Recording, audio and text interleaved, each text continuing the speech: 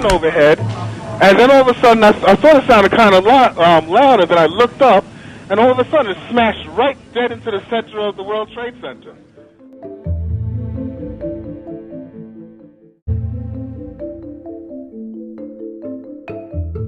I just saw the smoke come up, and the explosion shook the house clear over here. They ran one into the Pentagon and into the World Trade Center, and we're watching it on TV, and this one happened.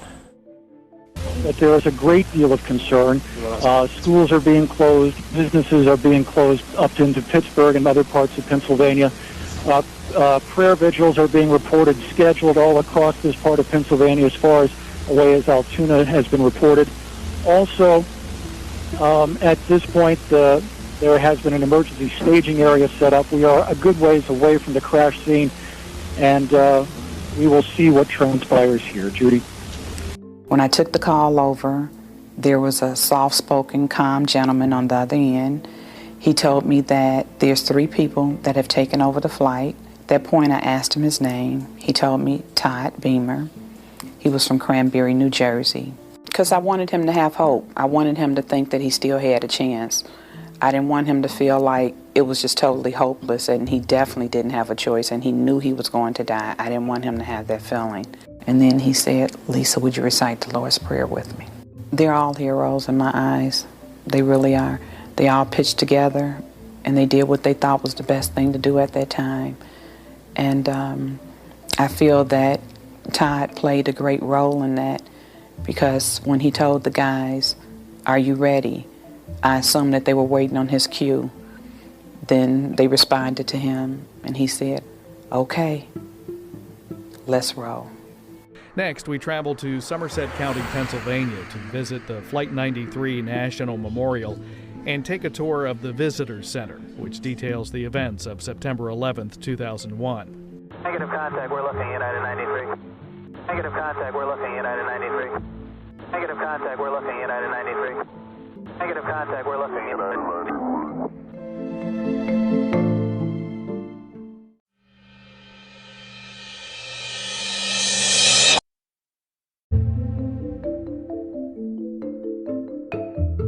Today's episode is a special episode of Stories in a Cemetery. The day this episode launches will be September 11th, 2020. 19 years after the horrific terrorist attacks on 4 of our commercial airlines here in the United States. I had the honor of visiting the Flight 93 Memorial in Shanksville, Pennsylvania a few weeks ago, and I wanted to share my visit with you. Before we get into the history of that day, I'd like for all of you to take a moment of silence with me to remember those we lost not just on Flight 93, but from all the horrific plane crashes that day.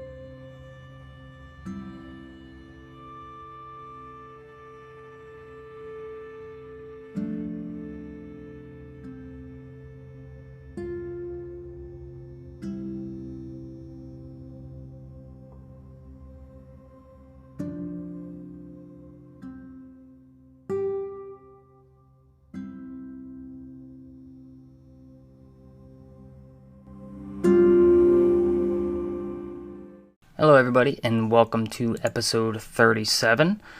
Tours are going well and all of that, but I don't want to really deep dive into what's going on with Stories in a Cemetery. This is a special episode that I'm doing for the Flight 93 National Memorial. I want to thank you all for sticking through that moment of silence just a minute ago, and let's kind of get into this. So, guys, I can only imagine that our grandparents, when thinking back on Pearl Harbor, is the same type of feeling that we all get when we think about 9/11. This launches on 9/11 today. I'm recording this on the 9th of September, and there has been a ton of research that had to go into this project. So not only for just the episode, but for the very lengthy blog post that you can find extra links, some videos, and some extra audio to check out the rest of my research for this project. Normally, whenever 9/11 comes up, someone usually asks, where were you when you got the news of what was happening? Me personally, I was a retail manager for a music store in a mall in Ohio, and I received a phone call from a family member, and they basically told me to turn on the news. Well, during those times, 2001, I had to open a TV. If you remember, little tube TVs that were meant for, say, garages or construction sites or whatnot that we actually sold. I opened one up, put it up on the counter while I rang out the very few customers I did have, and I watched as the second tower was hit. I soon closed the store and started heading home. The freeway was pretty empty, and it was very, very quiet. What normally would take a 45-minute drive home only took me about 30 minutes. I stopped for gas, and I could not believe the silence that was happening on the very busy street avenue that the gas station sits on. I still remember what gas station it was. The only thing I can think of is, this is bad, and this is going to get worse. When I was at the Flight 93 Memorial, the same type of eerie, quiet feeling was there. Not just audibly, but overall. I went there a few weeks ago. The date was August 20th. And I was thoroughly impressed with the way they laid out the field for the visitor center, the trails to be able to walk around the field, being able to get relatively close to the crash site, and the panels that literally gave us minute by minute of what happened on September 11th, 2001. Obviously, it was focused on those folks from the Flight 93, United Airlines, and the deaths of the 40 people aboard. So for the podcast, I'm obviously not going to go through a very long minute-by-minute playbook. There are plenty of newscasts still on YouTube and plenty of research out there for you to dive into. And I also want to encourage you, if you are ever in the Shanksville, Pennsylvania area, or even Pittsburgh area, it's about an hour to an hour and a half away. I encourage you to go visit and check this place out. It's something to see, to say the least. I do want to kind of recap some of my research and some of the things that I didn't know about Flight 93 when I went to go visit. And I went into Flight 93 kind of blind. My wife, April, was living relatively nearby when this happened in 2001, and she wanted to take me there. She thought I would find it interesting, and the fact that I love history as much as I do, this is recent history, something I remember, and something I don't want to say took part of, but something I was alive for. So some of the things that I was really surprised about with this flight in particular, out of the 4 that crashed that day, the premeditation that went into the attacks in general. I read this book by Tom McMillan called Flight 93, The Story, the Aftermath, and the Legacy of American Courage on 9/11. And he goes into all of the accounts of the 4 terrorists that were aboard Flight 93.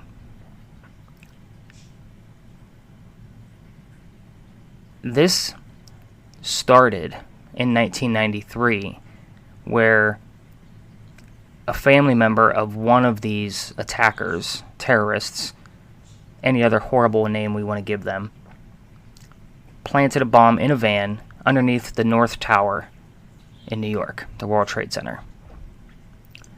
6 people died from that explosion, but it was an inspiration to the other young men that the United States could be violated on our own soil. They devised dozens, if not hundreds, of plans of how to attack us. They had meeting places all over the world, and they traveled often. The amount of travel that these hijackers did is astonishing, how much they did not get noticed. There were 4 planes that were hijacked. We all know that. But the original plan was to hijack 10 planes, with Flight 93 actually only having 4 hijackers on the plane versus the other planes that had 5. It's pretty obvious that they thought through all of their plans pretty thoroughly to make sure they had the biggest impact. So let's talk about this pilot that was nominated to take over Flight 93. He made a lot of mistakes. A lot of mistakes. The original plan was for the hijackers to take over the plane within 15 minutes of takeoff. Seems pretty significant. That didn't happen with Flight 93. The pilot hesitated, and 40 minutes after takeoff, roughly, could have been 43 minutes, I don't know the exact number, but it was about 40 minutes after the takeoff, out of their way of their intended target, was their first mistake. Because this makes a longer turnaround to go to their target, which we'll talk about the targets here in a second. That kind of gave the passengers and those still alive an opportunity to kind of regroup and make a plan and get themselves together so that they could fight back. They wanted the plane back. The counterattack was to either take the plane back or get it to crash before it would reach whatever target they were going after. So there's mistake number 1 from this pilot. Now, I want to stop here for a second and talk about this pilot because he was the only one that actually had a wife. Out of all of the hijackers from all 4 planes, he was the only one that was married, which kind of gives us the intention of, I guess not even intention, perception that this pilot actually had second thoughts, that he knew what he was doing was wrong. Maybe. He wrote a letter to his wife just days before the attack, and unfortunately for him, he made another mistake, and he wrote the address wrong.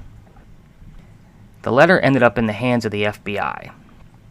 I did post parts of that letter on the blog post, and it is quoted directly from the Flight 93 book by Tom McMillan that I mentioned earlier.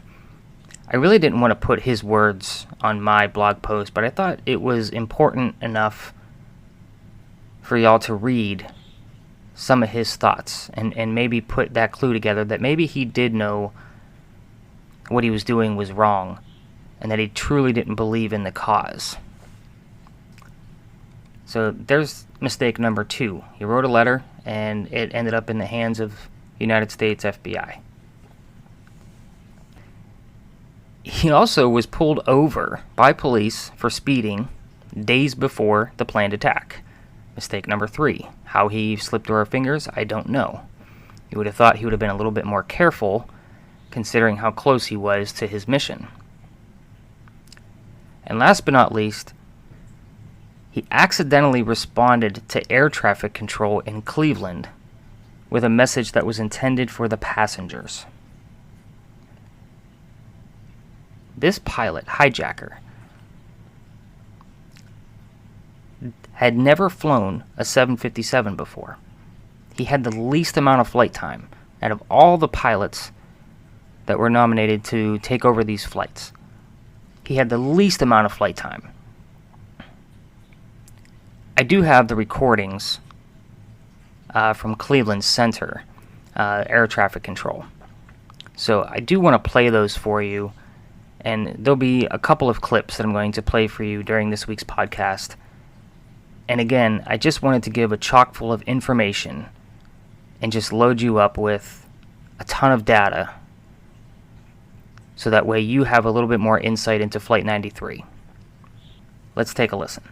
Morning, Cleveland, United 93 is with you at 350, intermittent light stop. United 93 checking in 350. United 93, 350, roger. United 93, that traffic for you is 1 o'clock, 12 miles eastbound 370. Negative contact, we're looking, United 93. Somebody call Cleveland? Okay, United 93, verify 350. United 93, verify your flight level 350. United 93, verify your level of 350. United 93, Cleveland. United 93, Cleveland. United 93, if you're at Cleveland Center, ident, please. United 1523, did you hear your company, did you hear some interference on the frequency here a couple of minutes ago, screaming? Yes, I did, 797, and we couldn't tell what it was either. Okay. United 93, Cleveland, if you hear the center, ident. An American 1060, ditto on the other transmission. American 1060, you heard that also? Yes, sir, twice. Roger, we heard that also, thanks. I just wanted to confirm it wasn't some interference. Executive 956? Executive 956, go. Oh, we were just answering your call. We did hear that yelling, too. Okay, thanks. Yeah, we're just trying to figure out what's going on. I got them, please sit down. Keep remaining sitting. We have a ball aboard. So, stand. Calling Cleveland Center, you're unreadable. Say again slowly. Sir, did you hear the transmission where the airplane that said he had a bomb on board? Say again. Was that United 93? Yeah, that transmission he said was unreasonable. It sounded like someone said they have a bomb on board. That's what we thought. We just we didn't get it clear. Is that United 93 calling? Executive 956. That aircraft we believe was transmitting is 12 o'clock, flying 5 miles. Turn left, heading 225. I'll get you away from him. Okay, he's climbing, so I want to keep everybody away from him. Okay, I think we got him in sight. Delta 1989, that traffic for you is at 11 o'clock and 15 miles southbound. 41 climbing. Looks like he's turning east by heading 360. Hi, here's the captain. I would like to remain seated. We're on the board and we are going to back to the airport and we have our demand, so please remain quiet. Okay, it's United 93 calling. United 93, understand you have a bomb on board? Go ahead. Executive 956, did you understand that transmission? Affirmative, he said there was a bomb on board. And that was all you got out of it also? Affirmative. 93, go ahead. That aircraft he can't get a hold of, is he turned to the east now? He's just turned to the east also. United 93, you hear Cleveland Center. Okay, American 1060 and Executive 956, we just lost the target on that aircraft. Okay, 956, we had a visual on him, just stand by. Do you have a visual on him now? We did, but we lost him in the turn. You can make a turn back to a 220 heading. Let me know if you can see him. Yeah, he's still there. We got him for 956. You still there? Northwest of you, about 25 miles? Affirmative for 956. Executive 956, fighting 180.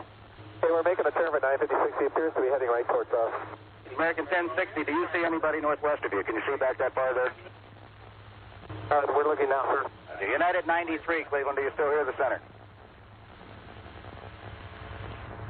United 93, do you still hear Cleveland? United 93, United 903, do you hear Cleveland?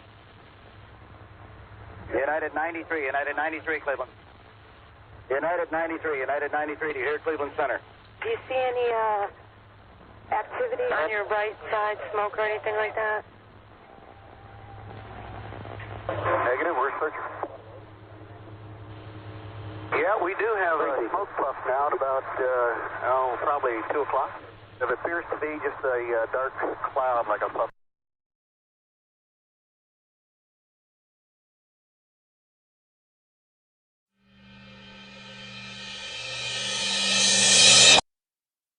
Okay, so now that we've actually heard the communication back and forth and how he made some mistakes, I mean, let's really stop and think about this.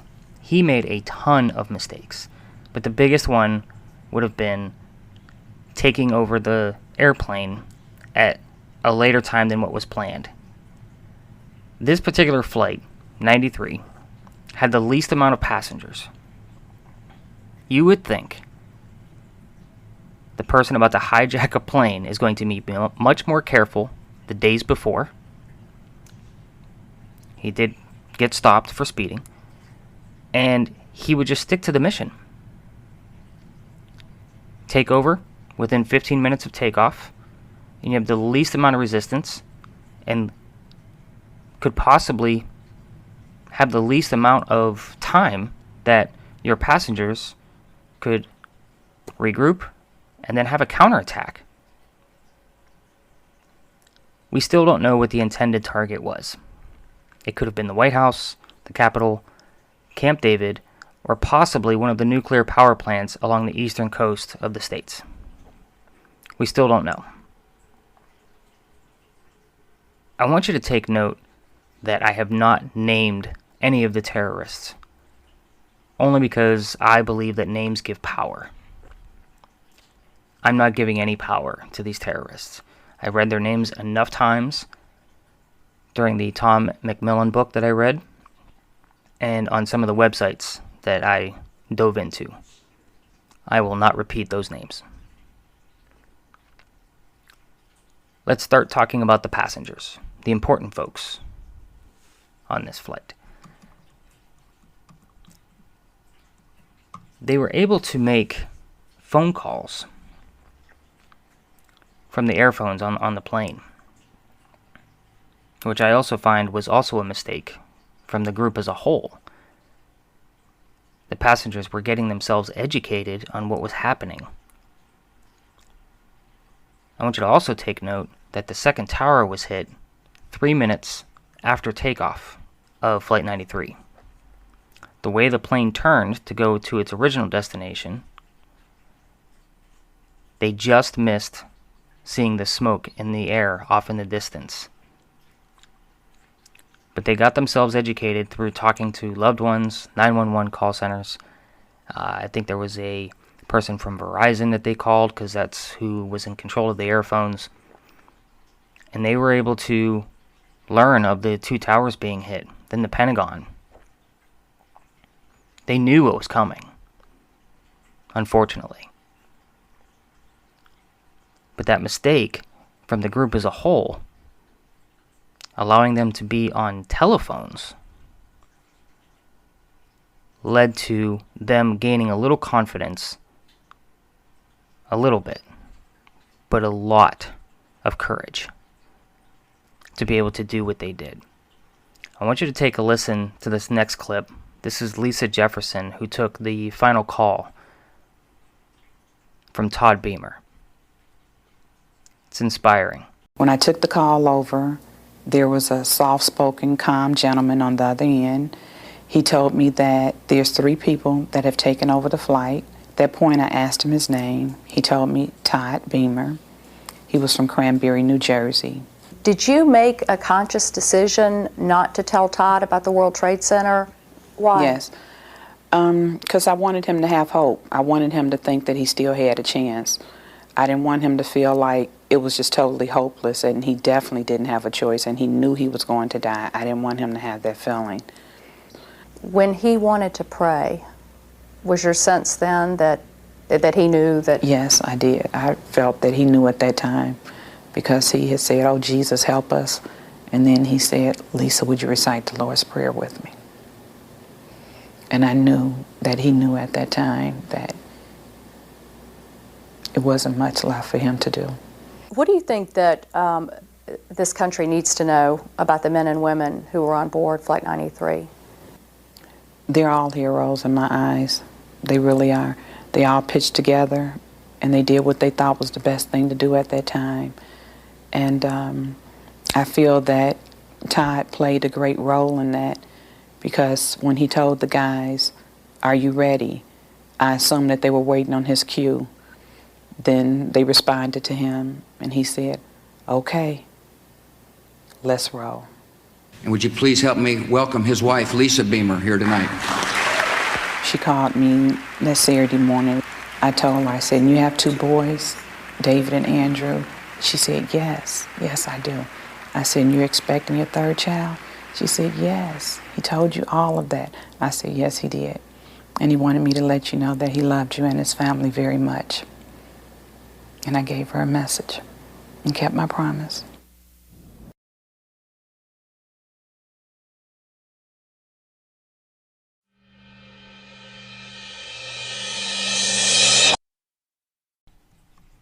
The next clip that I want to play for you guys is a few of the phone calls that were made from the passengers to their loved ones. Today, at least the day that you'll be listening, is 9/11. Shouldn't be just about watching the Twin Towers fall. These were humans. They were people, Americans.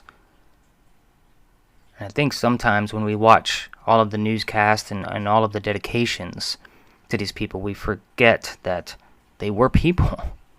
Hearing their voices is a whole different scenario. When I was at the memorial itself, I will tell you I got a little emotional. And I usually don't put my feelings into any investigation or anything that I'm doing as far as the paranormal or anything of this nature. But I will tell you that after reading what happened minute by minute on each panel and hearing the news broadcast and the presidential speech overhead, and then you turn the last wall, or the next to the last wall rather, and you see the pictures of all those people, and there's nothing left. A few remnants from the plane. When I say remnants, I mean they're obscure. There's not much. You get a little teary-eyed. You can't help it. So I want you to take a listen to some of the voices from those folks that we lost on Flight 93. By all means, if this is too much, feel free to skip the next few minutes.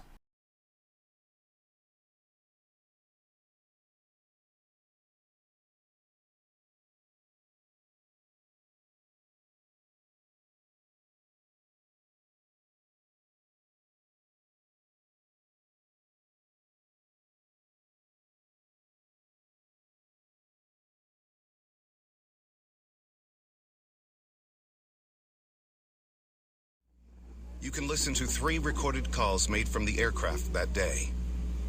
Please be advised that these brief recordings include content of a sensitive nature. Parental guidance is recommended for younger visitors. Passenger Lauren Grant-Colas phoned her husband Jack at 9:39 a.m., about 11 minutes after the hijacking began, leaving this message on their home answering machine. Honey, are you there? Jack, pick up, sweetie.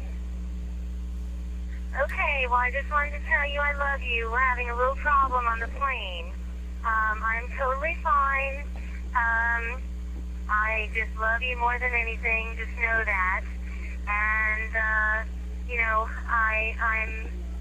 I'm comfortable and I'm okay for now.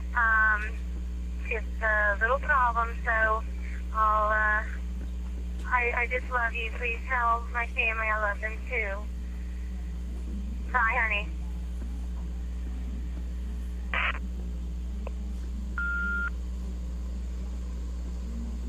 Passenger Linda Grundlund phoned her sister Elsa at 9:46 a.m., about 18 minutes into the hijacking, leaving this message on her home answering machine. Elsa, it's Lynn. I only have a minute. I'm on United 93, and it's been hijacked by terrorists who say they have a bomb. Apparently, they have flown a couple of planes into the World Trade Center already, and it looks like they're going to take this one down as well. Mostly, I just wanted to say I love you, and I'm going to miss you. and please keep my love to my dad. And mostly, I just love you, and I just wanted to tell you that. I don't know if I'm going to get a chance to tell you that again or not. All my stuff is in the safe. The safe is in my closet in my bedroom. The combination is you push C for clear and then 0913, and then it should, and maybe pound, and then it should unlock. I love you, and I hope I can talk to you soon. Bye. Flight attendant C.C. Lyles phoned her husband Lorne at 9:47 a.m., about 19 minutes into the hijacking, leaving this message on their answering machine. Hi, baby. Baby, you have to listen to me carefully. I'm on a plane that's been hijacked. I'm on the plane. I'm calling from the plane. I want to tell you I love you. Please tell my children that I love them very much. And I'm so sorry, babe. I don't know what to say. There's 3 guys. They've hijacked the plane. I'm trying to be calm. We're turned around, and I've heard that there's planes that's been flown into the World Trade Center. I hope to be able to see your face again, baby. I love you. Bye.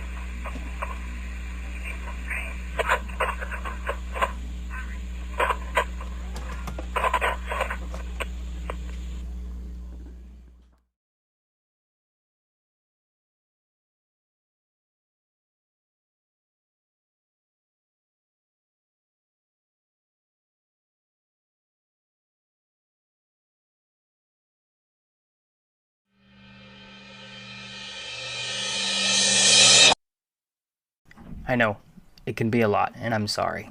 But again, today is a day of remembrance and a day to pray for those families that lost somebody from 9/11 in general, almost 3,000 people. But to hear some of the voices can be a little emotional at best. My visit to the memorial, highly impressed.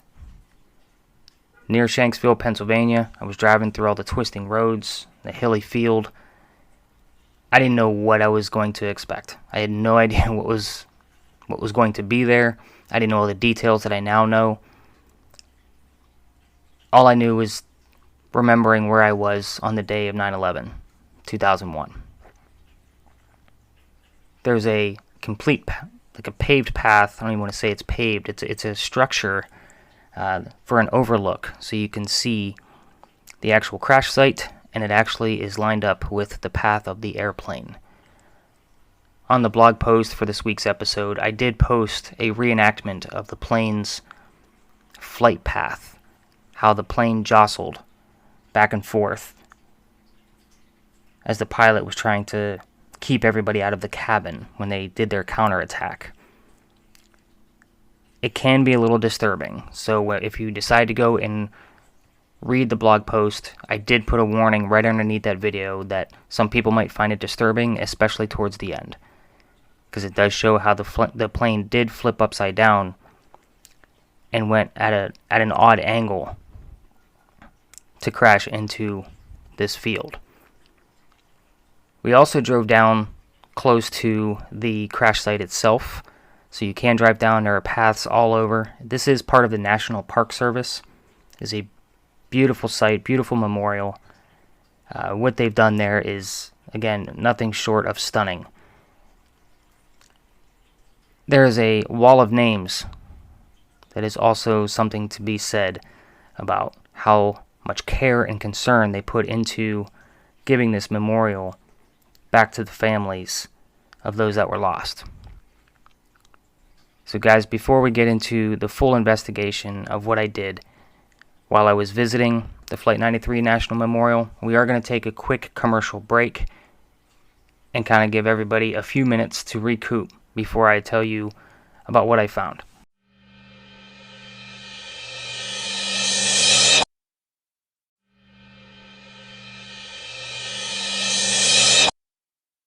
Thanks for allowing me to put those sponsors in the middle of the show. It definitely moves things along for Stories in a Cemetery. So I do want to tell you about my investigation, but first and foremost, I want you all to kind of think of what a paranormal investigation really is and what your perception is of it from television shows and any other type of YouTube, whatever. My investigations, if you've never worked with me, are always discreet. I don't interrupt anything. And I'm very respectful to locations, not just memorials. This was not me waving a K2 meter around and having the staff tell me stories. So let's go into a little bit about which devices I used and how I used them. So first off, I did use a K2 meter. It was in one of my pockets. I did wear cargo pants that day so that I could carry many accessories. I did randomly check it between reading the panels. There were dozens of people ahead of me as we were all going through the maze of panels reading about what happened that day and the details that I didn't already know. So I did check it from time to time. I did get a few readings, some spikes. Granted, I was inside of a building, but I was not near any electronical panels to make it go off. So take that for what it's worth. I did use the S-Box Ghost Scanner by Ghost Stop. If you're not sure or familiar with this device, go back to episode 36 and check out how this device actually works. So I'll give you a quick scenario of how I used it. First and foremost, it does record radio sweeps and frequencies. Even when it is on mute, it still gives you a full even level volume recording. So I did have that one on, however, it was on mute and in my pocket. Again, I am not to disturb anybody else that is looking to commemorate these people that we lost. I also used the FLIR thermal imaging camera. It is a cell phone attachment, and how I used it, because I keep it on a separate cell phone, I put the cell phone in my cargo pocket on my leg with the camera sticking just out of the pocket. Now, you're probably thinking, Nick, that's a lot of gadgets. How did you really go unnoticed? These are small devices. My cell phone, which was on its clip, was also running the digital spirit box that I normally use. Again, I wasn't looking to deem this place haunted. I wasn't looking to make any claim that I have paranormal evidence. I simply wanted to give the folks from that flight, because I knew going in that nobody survived, possibly a chance to actually communicate back with us and maybe give us a little hint that they're still kind of looking out for us as Americans. Please do not judge me for wanting to do those kind of things. If you're listening to my podcast and you're already a fan, or you've been on one of my ghost hunts, you've worked with me. You know that I'm very respectful to the locations that we are and my surroundings. This was exactly the case that I did for the Flight 93 Memorial. Let's talk about the digital spirit box first. That is a device that is meant to be a game and or a hoax. I talk about it often on this show, and I do want to talk about some of the terms that came up. Well, first off, let me tell you that the list that I actually had from the Flight 93 Memorial is gone. I have no idea where I put it. I don't know which file it went to. However, I mistook another file for the one from the Flight 93 Memorial. It was taken the same day. I was at another location doing another investigation discreetly and respectfully, and I had it running, and I thought I saved it accordingly. And that was from Falling Waters, and of course that'll be another episode. But I can't help but notice this particular list, and I put the full list on the blog post. And I'm giving it to you guys the same way I give it to my ghost hunting folks that come on the tours. I did it the exact same way. So one of the first words on there is the name Grace. And the evidence that I have there was Lorraine Bay was the 37-year flight attendant that was aboard the flight. She had been a flight attendant for 37 years. Her middle name was Grace. The word field came up. This is obviously where we were, where the plane had crashed. The word peak, which I take that as the flight wasn't hijacked until after it reached its peak altitude. The word attacked. I think that's pretty self-explanatory, although I'm looking at the tense of the word, being a linguist myself, and it is past tense. Ascend came up. The flight ascended to its peak altitude. Iraqi showed up on this list. I've never seen this term come through that I can remember. I kind of flipped through some of my past investigations, and I've never seen the word Iraqi come up. This was the first indication that I had the correct list. The word veteran showed up. There were several United States veterans aboard the flight. The word console, as in a flight console. The word speed. The speed of the plane was over 500 miles an hour when it crashed. Grandma came up. That's a little bit of a chuckle, but it connects to several passengers. Some were grandmothers, and 2 were visiting grandmothers. So they were on their way to visit grandmothers or on their way back from visiting their grandmother. So I took that as kind of a sign as well. Again, this particular gadget, device, app, whatever you want to call it, usually only gives me about 20% of words that are legitimately relevant. Again, I posted the entire list for you to take a look at for yourself. It does have timestamps on it and the date. Now granted, keep in mind, this list was actually recorded before I arrived at the memorial. I was at another location about an hour away, and I just found it very relevant. So I don't find it coincidence that I lost the list that was actually recorded while I was there, and this list was the one that I found.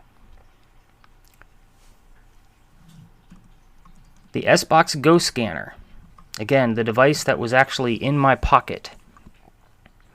Recording. Radio sweeps. I have to go through this manually, which means I have to listen to the entire audio file, and I wrote down every single term that I found. Granted, over a 90-minute period, which this was about the time frame of the recording, it was an hour and 27 minutes, I would normally find about 3 to 4 times the amount of words that I found. I want you to also keep in mind how I use this device and how I use the Spirit Box. I use the Spirit Box as kind of the, again, like Bumblebee from Transformers. If you listen to the last episode, you know what I mean. Bumblebee talked through the radio, so I listen for radio DJs, song lyrics, commercials, or disembodied voices. The very beginning, 3 seconds in, I heard use it or music. I can't make out which one. Gabe or gave, which I don't see any relevance there. Not going was the next term. Then I heard in the middle of the, and it broke off. I heard the word encouraging. Show your support. Americans. I did hear some muffling of voices next. That was around 10 minutes in.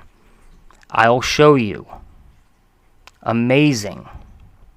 And then for about 6 seconds, in the 23-minute marker, I heard muffled voices. I've tried to separate this as best I can. I cannot make out anything that's happening, but I did put the timestamp in there for you to check out for yourself. So about 11 minutes later, keep in mind this would have been when I was inside the building, the visitor center, where there was absolutely no signal for any type of radio to come through. This was a disembodied voice where I heard a question, "You there?" I did not get anything else for another 14 minutes. Well, approximately 13 minutes. So that one singular "you there?" question is very prominent. It stands out amongst the rest because it is separated and segregated away from the rest of them, and it makes sense. It's very faint. I put the marker in there. I would love to hear your thoughts on it because I did give you the full audio file of that recording as well. About 13 minutes later, I heard some voices and then a slam or a knocking sound. Wouldn't be able to is the next phrase. If you're lucky enough. Prevent the disease. I mean fire. Evident. And fire again. Fire, the last one being singular, just fire. I'm almost looking at these words as a collective and I see a story. I really do. So I want you to go to the blog post and check them out and look at it the way I'm looking at it and not just listening to me repeat them back to you.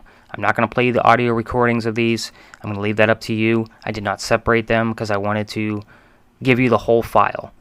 So that is there for you to review. I did find it ironic that the word Iraqi showed up on my my digital spirit box app list, and the word Americans came through on the ghost scanner. I do not find that coincidental at all. My thermal imaging video findings. So I want to go into this a little bit just because the building, I didn't give you the full video on this because there is a lot of false positives in this. The building is very shiny, lots of mirrors everywhere, even the floor is reflective. I actually mistook and debunked several things, probably at least 24 different happenings where I thought something could have been walking by or something was moving, and it was merely a shadow or a reflection of another person. However, I did happen to catch, while I was outside, looks like a full apparition of a person, and then 2 seconds later, it looks like that person is kind of melting away into the thermal imaging. It's a touchy subject. So I did have April look at it, and she agrees it's plausible, and it is something that's there. However, it could be an actual person, but normally skin is a different temperature than your clothing, no matter how hot it is outside or how cold it is outside. This particular figure in the picture, his face would have been there because you can see the brim of a hat. However, his face is no different than the rest of his clothing. So this one I will ask you guys, tell me what you think. Tell me your thoughts if you know anything about thermal imaging. And I did post up, they're kind of zoomed in close-ups of the two images, and I did put them side by side. So again, those are up there for your review. I would love to hear your thoughts on those. Go back and listen to the Spirit Box recording, and I did give you the full list of everything that I found, and then of course the full list of the digital Spirit Box while I was an hour away from the National Memorial Site. So again, I want to reiterate how I did this investigation. It was respectful, it was tactful, and I wasn't looking to deem this place haunted. I'm still not deeming it haunted. I simply wanted devices in my pocket that could record the possibility of somebody wanting to come through and give us a message. These were people. There are people. They're not just the victims of a horrible, horrible terrorist attack.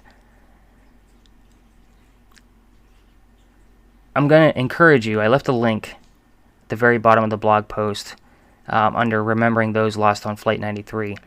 There's a link for everybody's brief biography. I want you to read who these people were. It's about a 15 to 20 minute read. It tells you who they left behind, what they loved to do, and who they were in life. It's very short, and it's not going to give you a full account of who these people were, but it'll give you enough to realize that these were people. This was something that I was kind of had an ignorant perception on walking into this. But in closing, because I do believe names give power, I'm going to read off all of those lost on Flight 93.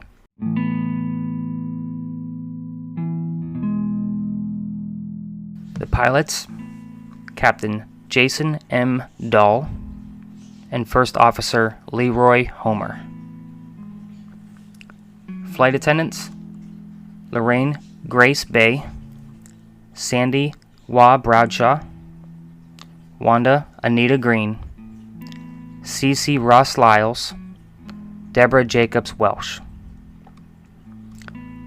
Passengers, Christian Adams, Todd Beamer, Alan Anthony Bevan, Mark Bingham, Deora Francis Bodley, Marion R. Britton, Thomas E. Burnett Jr., William Joseph Cashman, Georgine Rose Corrigan, Patricia Cushing, Joseph DeLuca, Patrick Joseph Driscoll, Edward Porter Felt, Jane C. Folger, Colleen L. Frazier, Andrew Garcia,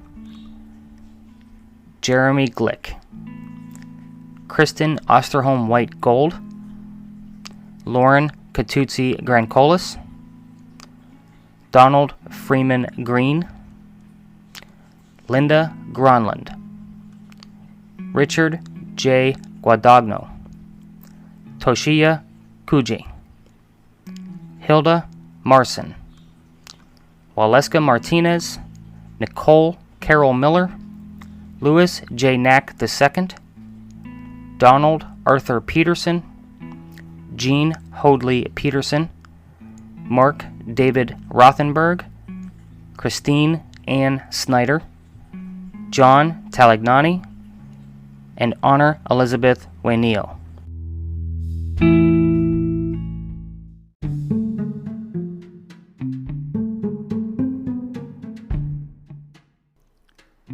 Thanks so much for listening to today's Story in a Cemetery. Be sure to check out the show notes with pictures and bonus audio sections on nicholasmcgurr.com. As you know, I'm a writer, and now you have another story that inspires me to write my fiction works. Be sure to share this episode on your social media or leave me comments on the Stories in a Cemetery Facebook page. I'll see you next time with another Story in the Cemetery.